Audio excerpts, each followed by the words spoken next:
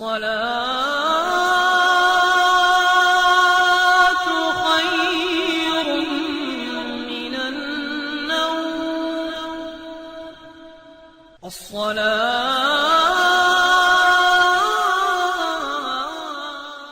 اعوذ باللہ من الشیطان الرجیم بسم اللہ الرحمن الرحیم السلام علیکم ورحمۃ اللہ وبرکاتہ۔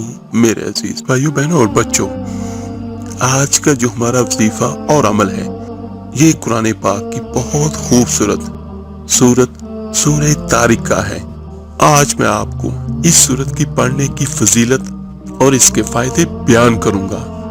سورہ طارق یہ ترتیب کے لحاظ سے اس کا 86 نمبر ہے اور نزول کے حساب سے اس کا نمبر 36 ہے، اور یہ مکی سورت ہے، یعنی ہجرت مدینہ سے پہلے نازل ہوئی، اور عقائد ثلاثہ میں سے ایک عقیدے پر اس میں گفتگو ہے، اور وہ عقیدہ کیا ہے کہ مرنا اور مرنے کے بعد دوبارہ زندہ ہونا۔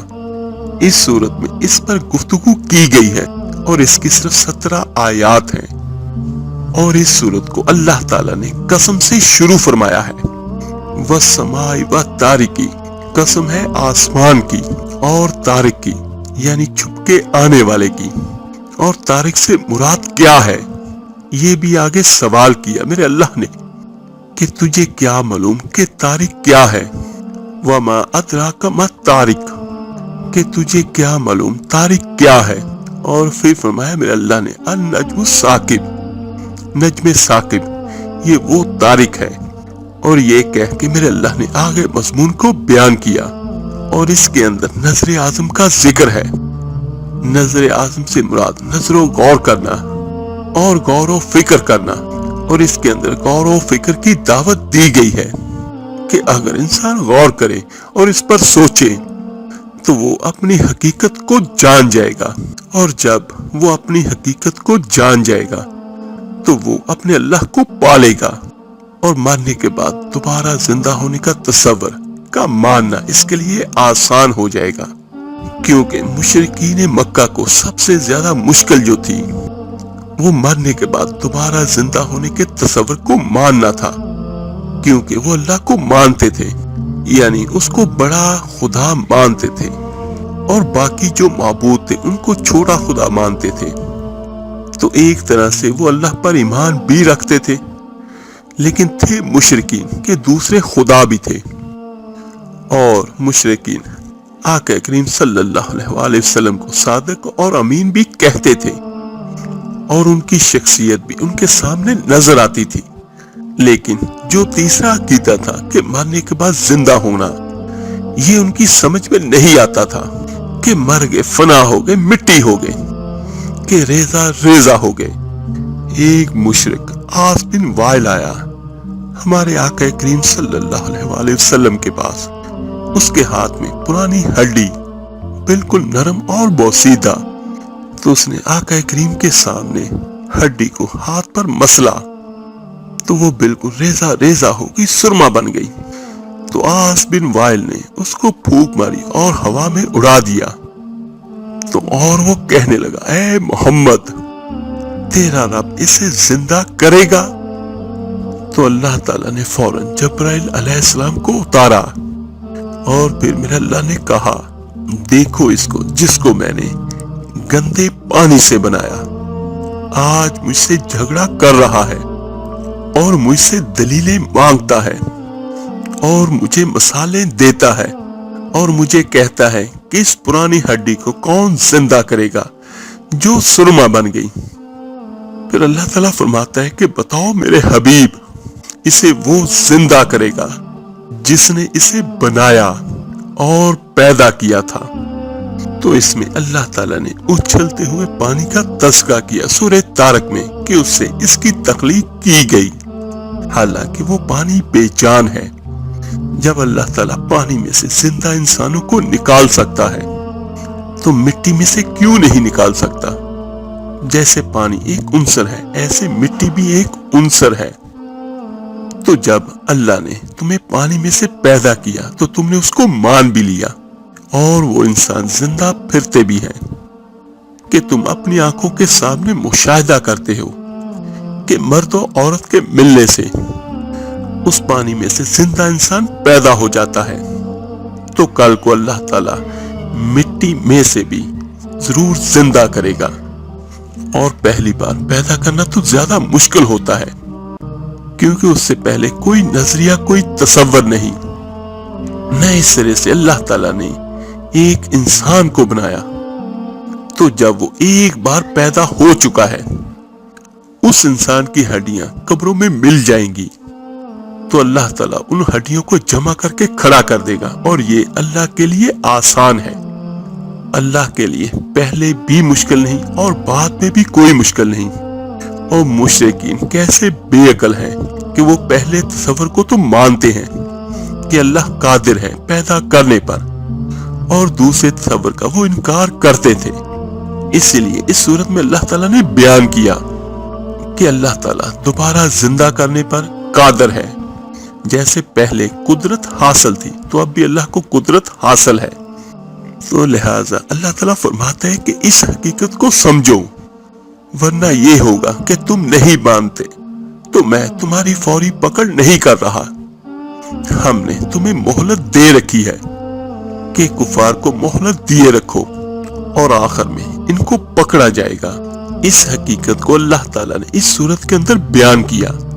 تو میرے عزیز بھائیو، چلتے ہیں سورہ طارق کے وظیفے اور عمل کی طرف۔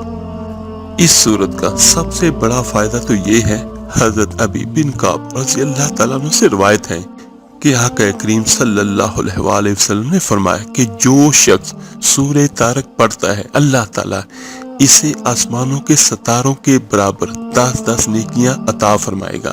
سبحان اللہ، یہ کتنی بڑی اس کی پڑھنے کی برکت ہے۔ اور آسمانوں پر ستارے کتنے ہیں، لا تعداد، اور یہ چھوٹی سی سورت ہے۔ تو ہر بھائی، ہر بہن اس کو ضرور اس نیت کے ساتھ بھی پڑھیں کہ اللہ تعالیٰ اس کے پڑھنے سے ہمیں اتنی زیادہ نیکیاں عطا کرے گا۔ سبحان اللہ۔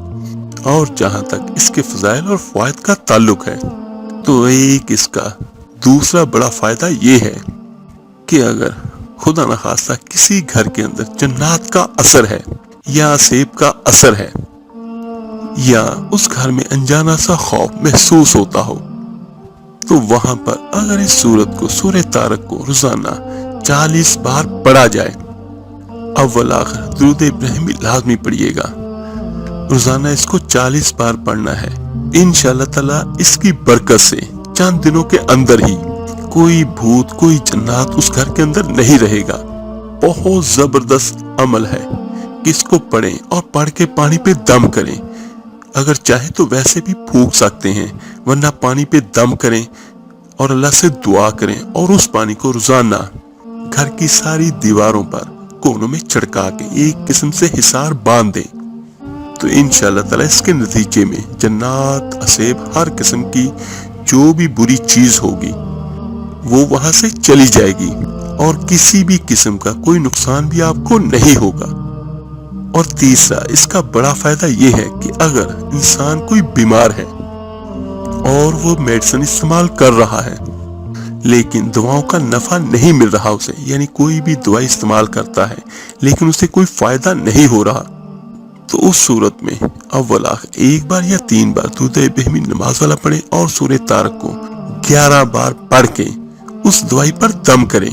بلکہ یہ اتنا بہترین عمل ہے کہ ہر مریض کو یہ چاہیے کہ وہ سورہ طارق کو 11 بار پڑھ کے اپنی دعاؤں پر دم کرے، تو انشاءاللہ تعالیٰ وہ دوائی آپ جس مقصد کے لیے کھانا چاہیں گے، وہ مقصد آپ کا بہت اچھے طریقے سے پورا ہوگا، یعنی وہ دوا آپ کے لیے نافع ہو جائے گی۔ اور چوتھا اس کا بہت بڑا فائدہ یہ ہے کہ اگر کوئی چھوٹی بچی یا بچہ ہے جس پر جنات کا اثر ہے، بچہ بے چین ہوتا ہے یا بچہ روتا بہت ہے یا نیند میں اٹھ کے وہ ڈر جاتا ہے، تو اس کا بہت زبردست عمل ہے کہ شروع میں اور آخر میں 1 بار درود ابراہیمی نماز والا پڑھیں، اور 3 بار سورہ طارق کو اس بچے کے کان میں پڑھیں آہستہ آواز سے، اور دونوں کانوں میں زور زور سے پھونک مار دیں، اور یہ عمل 11 دن تک کر لیں۔ تو انشاءاللہ تعالی وہ بچہ ہر طرح کے شیطانی اثر سے نکل جائے گا۔ اور ایک اس کا 5واں بڑا فائدہ یہ ہے کہ وہ جگہ جہاں پر سانپ اور بچھو کثرت سے ہوتے ہیں، گھروں میں نکلتے ہیں، یا موذی کیڑے مکوڑے نکلتے ہیں اور وہ کاٹ لیتے ہیں، تو اس جگہ پہ اس سورت کا پڑھنا بہت مفید ہے۔ وہاں پر بھی اگر روزانہ اس سورت کو 11 بار تلاوت کیا جائے اور کر کے پورے گھر میں پھونک دیا جائے، یا پانی پہ دم کر کے تو پانی کو سارے دیواروں پر چھڑکا کر حصار قائم کر دیا جائے، تو انشاءاللہ تعالی وہاں سے کسی قسم کا موذی کیڑا نہیں نکلے گا، اور جو ہوں گے بھی وہ بھی دفع ہو جائیں گے۔ اور اگر خدا نخواستہ کوئی کیڑا نکلا بھی تو وہ کبھی آپ کو نقصان نہیں پہنچائے گا۔ یہ اس کا فائدہ بہت زبردست ہے۔ میرے عزیز بھائیو بہنوں اور بچوں، یہ میں نے آپ کو سورہ طارق کے فضائل، اس کی برکات اور اس کے وظیفے بیان کیے ہیں، تو ان پر عمل کریں۔ یقیناً قرآن پاک وہ ہے جو ہمیں ہمیشہ سیدھا راستہ دکھاتا ہے، اور ہمارے لیے ہر چیز کا حل قرآن پاک میں یقیناً ہے۔ اللہ تعالیٰ سے دعا ہے، اللہ تعالیٰ آپ کو، مجھے، ہم سب کو قرآن مجید پڑھنے اور اس پر عمل کرنے کی توفیق عطا فرمائے۔ آمین ثم آمین۔ آپ میرے لیے دعا کیجیے گا، میں آپ سب کے لیے ضرور دعا کروں گا۔ اس ویڈیو کو لائک اور شیئر ضرور کیجیے گا، صدقہ جاریہ سمجھ کے۔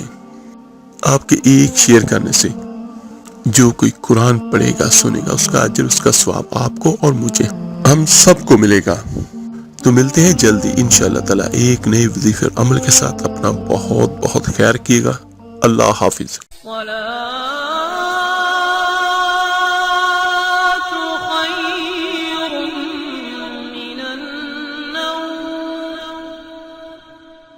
الصلاة